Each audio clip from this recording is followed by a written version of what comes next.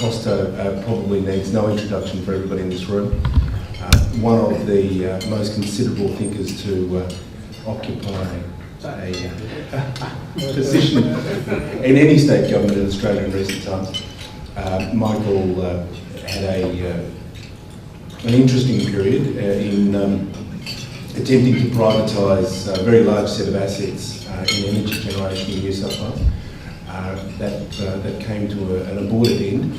I think you'll find that nonetheless Michael's got immensely interesting things to say this evening about the role of state government, about the future of state economies and the relationship between state economies and government. So without any more fuss, I'd like to welcome Michael to the podium.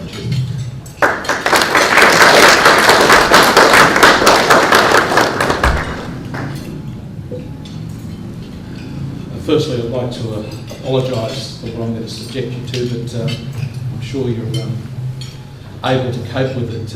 I was very pleased when I received an invitation to come to Tasmania to address the Chamber on the issues of state and federal financial arrangements. To be frank with you, I've been doing that around the country. I did one last week for the New South Wales Chamber, and clearly the topic is a very, very topical issue at the moment.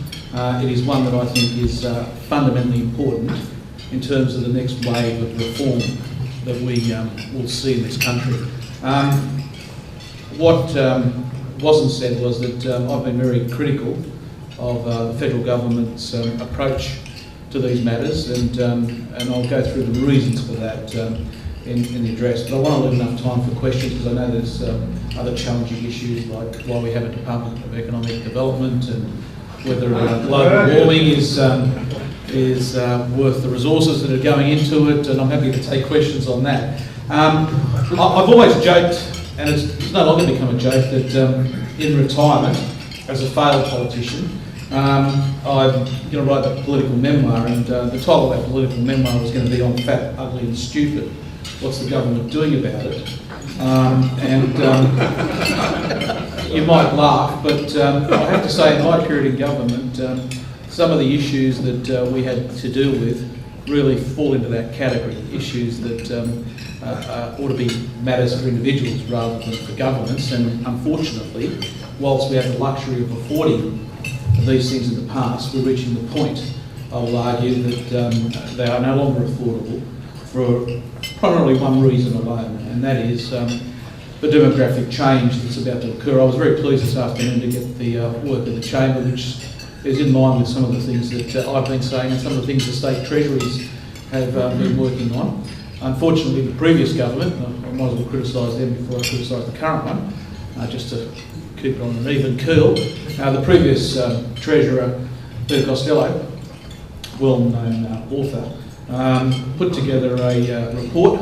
That report was into the ageing of the population, and I think it was a very good report through the Productivity Commission, and it certainly provided a lot of important information, but more importantly provided a potential strategic framework to deal with the ageing of the population. Unfortunately, he didn't do anything about it. In fact, made the situation worse by some very silly changes to superannuation and changes to funding of healthcare. That aside, the report itself is a good report. It still has currency, and it is very critically central to what I'm going to be talking about. I want to start by reading you a quote from a well-known Australian that I saw the other day. He said, "The rights of self-government of the states has been fondly supposed to be safeguarded by the Constitution. It has left them legally free, but financially bound to the chariot wheels of the Commonwealth." I think that's a very relevant and pertinent observation. That quote, by the way, was Alfred Deakin in 1902. You can see that from the beginning there were problems with the Federation in terms of its structure. But the ironical component of this, if you actually look at the funding arrangements between the states and the Commonwealth at that time, remember that's 1902, the states raised 87% of their overall taxes, and the Commonwealth raised about 13%. of national tax take. If you come to today, the situation is completely reversed. Currently, the states raise around 18%.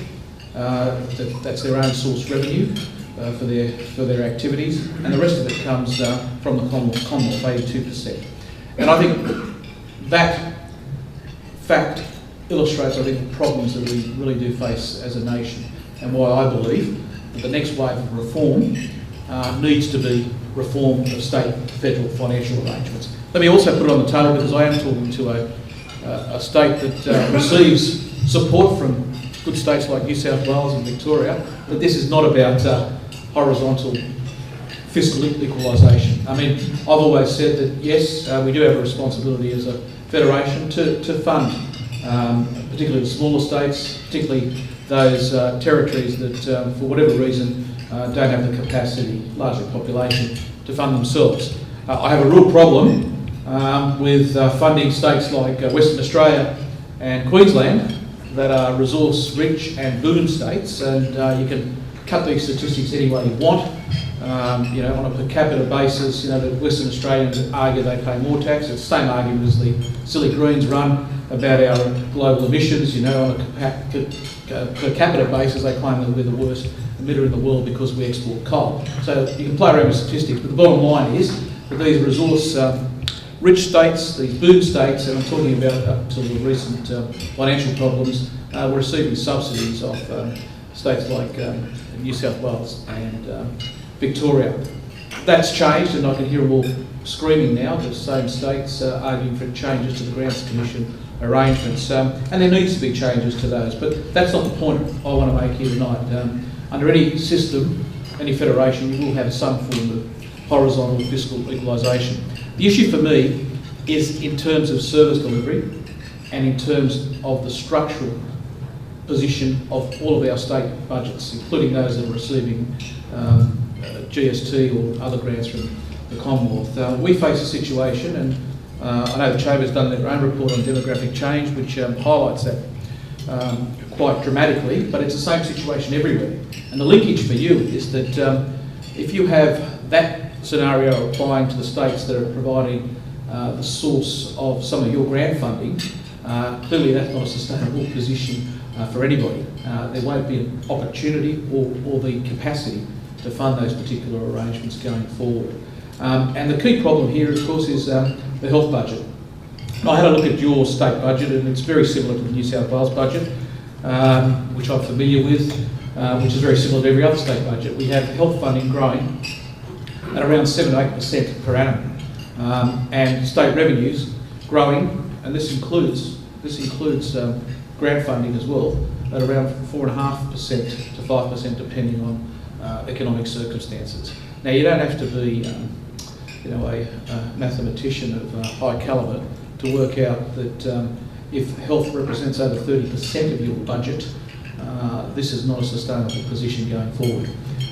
Go home, if you don't believe me, put it on an Excel spreadsheet and you can see it. In New South Wales, we estimate that by the third decade of this century, the whole of the New South Wales state budget on those figures will be absorbed by the health budget. So forget about everything else that governments do, and a lot of it inappropriate, but some of it appropriate, perhaps providing education and other things. The whole lot will be absorbed by the health budget. Now, that's before you factor in ageing of the population. Those figures don't factor it in. What they do factor in is the natural escalation in healthcare costs, largely driven by expenses, and the key, of course, being wages, but more importantly, some of the challenges in terms of new technologies and the productivity of that whole sector. So we have a major problem. The Prime Minister promised a number of things before the last election. I'll come back to that in a moment. He did promise to end the blame game, and I remember that promise because I